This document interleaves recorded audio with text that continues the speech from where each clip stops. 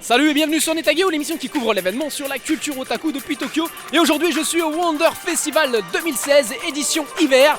Et déjà, il y a énormément de monde. Alors le Wonder Festival, on l'a présenté plusieurs fois sur Netageo. On sait que c'est un énorme salon, c'est peut-être même le plus grand salon au monde sur la figurine et les garage kits. Et bien sûr, il y a des cosplayers, mais aujourd'hui je veux me concentrer sur les figurines. Et il y a déjà beaucoup de monde, donc ça va être dur de filmer. Et j'aimerais bien commencer par le stand de Wonder Hobby Life for You, donc un stand fait en collaboration avec Goods My Company et Max Factory. Et juste derrière moi, on a le coin pour les 10 ans, donc l'anniversaire des 10 ans de Nendroid. Et il y a énormément de monde. Et il semble qu'à l'intérieur du coin, il y a au moins 10 ans de figurines, enfin de Nendroid qui sont exposées. Le problème, c'est que je vois déjà une demi-heure d'attente, donc je sais pas si on va y arriver à rentrer. Enfin bref, c'est parti pour le combat. Allez! C'est parti pour notre première visite du Wonder Festival 2016 hiver. Un salon qui est un énorme marché de la figurine et des garage kits. Comme je l'ai déjà expliqué dans les émissions passées, ce salon se divise principalement en deux parties. La partie garage kit où pros et amateurs viennent vendre leurs figurines sous forme de kit, sur une surface impressionnante, avec des œuvres, même pour les amateurs, d'une qualité remarquable. Puis la partie réservée aux stands de société regroupant les grands de la figurine japonaise. Les stands présentent leurs récents et prochains modèles.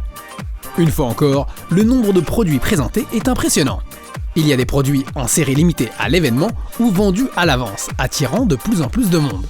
Un nouveau record pour cette édition avec plus de 56 000 visiteurs pour un peu moins de 1900 exposants. On y trouve principalement des figurines, mais ces dernières années, le type de produits présentés se diversifie. Et bien sûr, plusieurs espaces réservés aux cosplayers. Et comme les figurines sont très tendance, avec du Sword Art Online, du Fate Stay Night, beaucoup de Kantai Collection, de Love Live et du Monster Hunter. Un événement bien trop vaste et dense pour être couvert en une journée, ce qui peut être assez frustrant. Aujourd'hui, je te propose de concentrer notre visite sur le plus grand stand du Wonder Festival, le Wonder Hobby Life for You.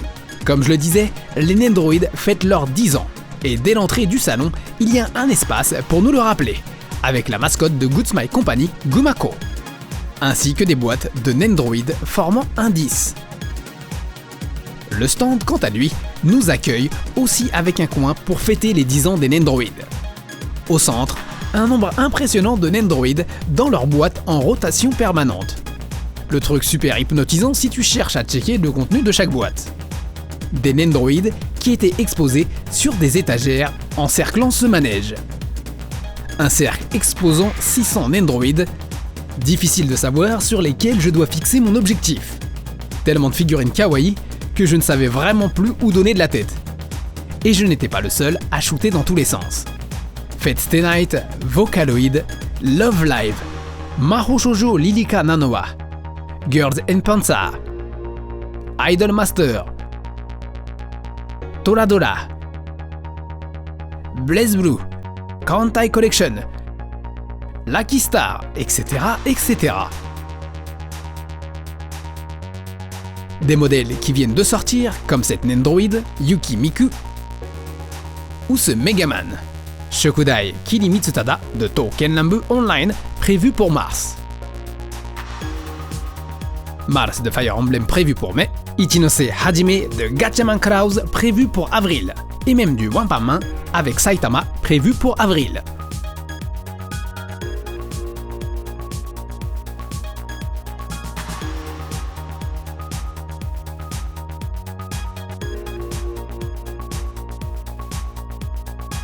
On peut continuer à contempler toutes ces Nendroid, mais il y a bien d'autres choses à voir, donc on va sortir de ces cercles et passer à la deuxième partie de la zone Nendroid, composée d'un couloir qui commence par Hatsune Miku by Idol Cross Nendroid.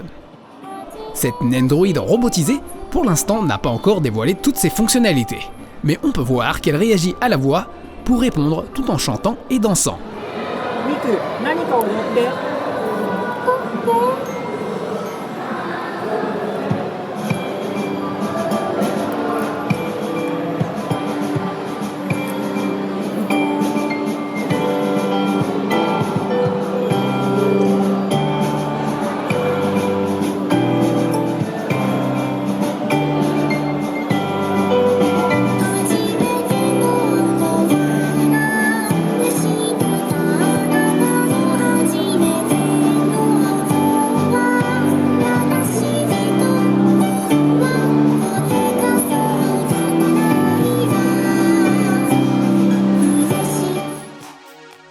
Le couloir se poursuit avec de nombreux messages de félicitations des différents collaborateurs.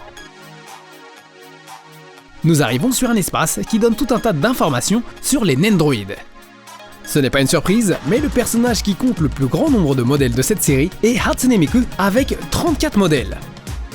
Un espace qui nous explique les étapes de direction et de création du Nendroid, et que la création de chaque Nendroid commence forcément par une illustration. En 10 ans, ils ont expédié 7 millions d'unités, soit 1050 tonnes pour une distance de 1470 km si on empile chaque emballage. Je ne suis pas sûr que ces comparatifs soient très parlants, mais 7 millions par le prix d'une Nendroid, ça nous donne un chiffre impressionnant.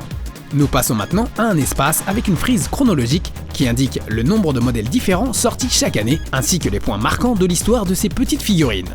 Voici la première Nendroid, Neko Haruku, sortie donc en 2006. La première Nendroid issue d'un anime fut Haruhi, et le premier personnage masculin fut Yagami Light de Death Note.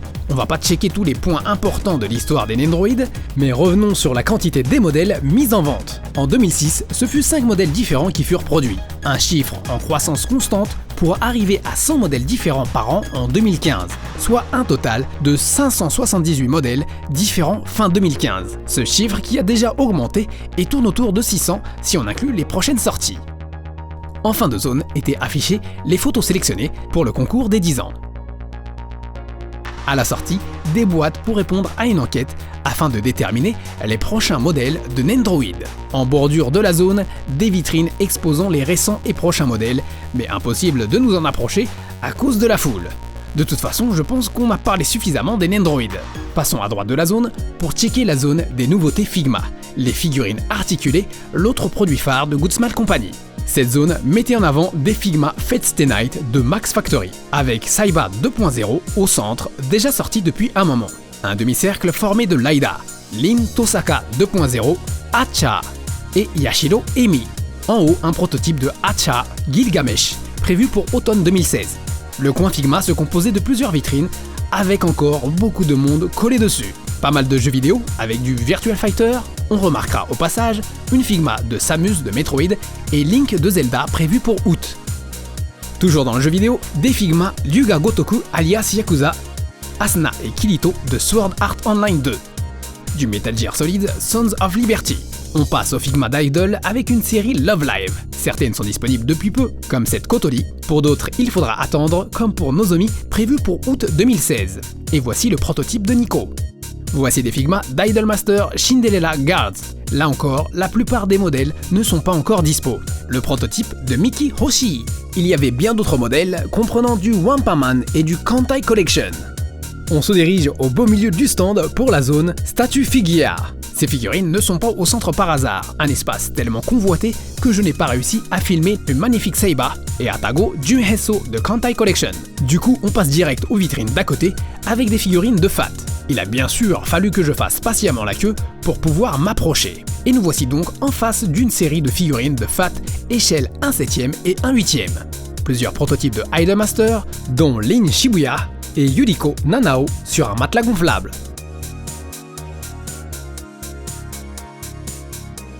Trois prototypes issus du jeu Grand Blue Fantasy avec une UL qui attirait clairement l'attention. Io en petite lady d'été et Jita version Idol. La vitrine à proximité présentait 3 modèles de Kantai Collection en 1/7, dont la date de sortie reste un mystère comme la plupart des figurines exposées. Shimakaze, Zuiho avec des avions,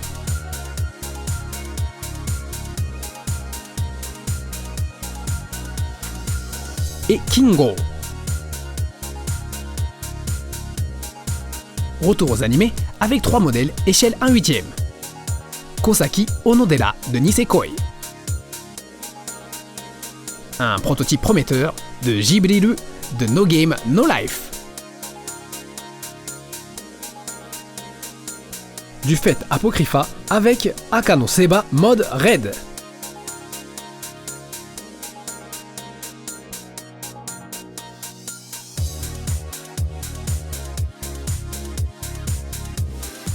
Passe aux figurines de Free Ing avec la vitrine de droite présentant leur série de Bunny Girls échelle 1/4, ce qui est assez imposant. On peut voir ici Yoko de Gurren Lagann et Nono de Top o Nerae 2 prévus pour juin 2016.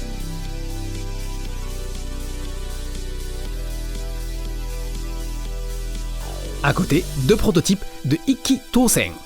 En haut du Saki, du Sainai Heroine no Sodatekata, du Trouble Darkness et du Index. La deuxième vitrine propose un prototype de Hestia, de Donjon ni Deai o Motomeru no wa Machigaeteru n daro ka. Encore du Bunny échelle 1 quart avec 2 modèles de God Eater 2. En haut, 7 personnages de Infinity Stratos qui sortiront je ne sais quand. Une belle brochette échelle 1 quart qui a de l'impact.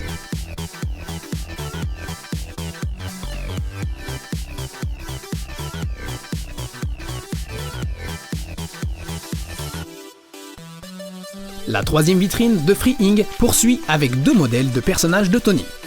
Au milieu, une ravissante Miku, toujours échelle 1 quart. Zeta de Ultra Kaiju Gijinka Keikaku. En bas du Super Sonico et du Vocaloid au format 1/12. Un prototype de Angela Balzac de la Kuhen Suiho dans une pose que j'avais vue lors de l'Anime Japan 2014, grandeur nature sur le stand de Toei. Allez, passons à la quatrième vitrine de Free Ing, et oui, encore Free Ing, avec du Love Live. Lin, Nico et Kaiochin, échelle 1/8. À côté, un prototype de Freimi, de Loka no Yusha, un animé diffusé été 2015 au Japon. Et à côté, du Persona et du Girl Empenza. La partie supérieure expose 3 modèles, l'Elika Nanoa Force en 1/8, dont au centre un modèle de Nanoa déjà disponible. Encore du Girl Empanzer, échelle 1/8 cette fois. On continue à faire le tour des vitrines pour arriver sur 6 figurines de Wing, dont du Aliyah, un prototype de Saya de Saya no Uta,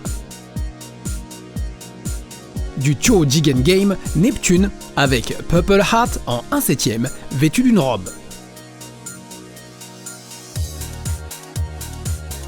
En haut, 3 modèles Soko Aki Muramasa ou Full Metal Demon Muramasa. On se décale encore sur la gauche pour arriver sur 3 vitrines de Max Factory avec Link Skyward Sword échelle 1/7 avec un rendu de couleur proche du jeu.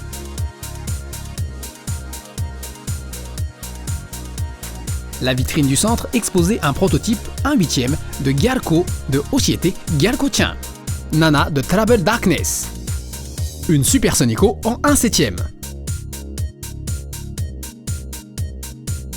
Lanko Kanzaki de Idolmaster Cinderella Girls.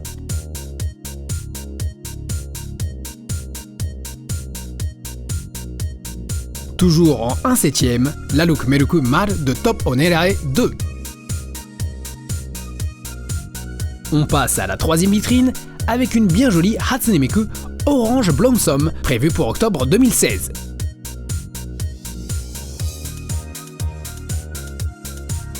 Derrière, un prototype Hatsune Miku Winter Heroine. On passe à la partie gauche du stand avec des figurines articulées de Fat, les Paluformes. Ici encore une Seiba. Décidément, il faut croire que ce personnage a beaucoup de succès.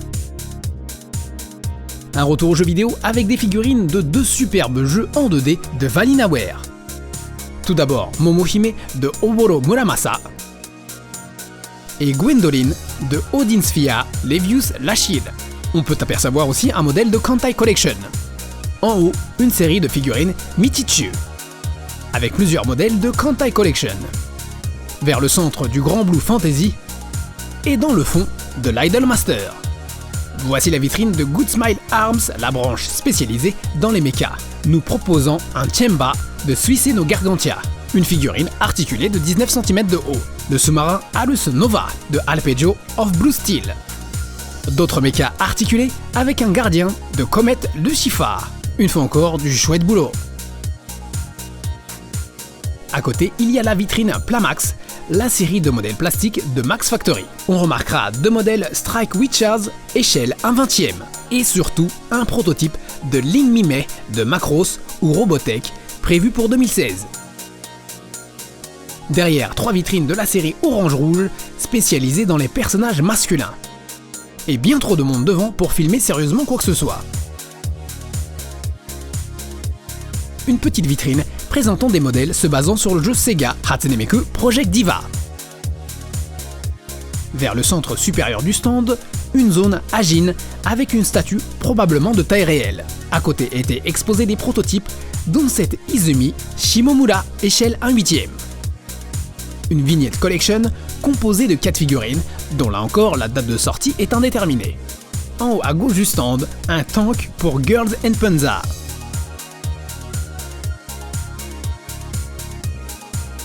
Voici le tank de Girls and Panzer, Yongo Sencha Eijigata par Max Factory. Un set de Figma Anko Team, toujours par Max Factory. Le stand exposait bien d'autres choses et on pouvait y passer sans problème la journée. Surtout qu'il y a énormément de monde et qu'il faut souvent faire la queue pour s'approcher des vitrines. Et je ne parle même pas des lives et autres animations sur scène. Voilà, c'est tout pour aujourd'hui. Alors, le Wonder Festival, c'est un truc de dingue. On a encore tourné d'autres trucs. C'est vraiment la guerre pour filmer. J'espère qu'aujourd'hui, ça t'a plu. On a essayé de présenter le maximum, mais il y a trop de figures, trop de figurines dans ce stand. C'est un truc de malade. C'est la guerre à chaque fois, hein. Surtout qu'il y a de plus en plus de monde chaque année. Enfin bref, merci d'avoir regardé l'émission jusqu'au bout. Si t'es pas encore inscrit à la chaîne, eh ben, n'hésite pas, hein, ça me fera plaisir. Et puis je te dis à très bientôt pour un autre épisode sur Netageo. Salut, sayonara.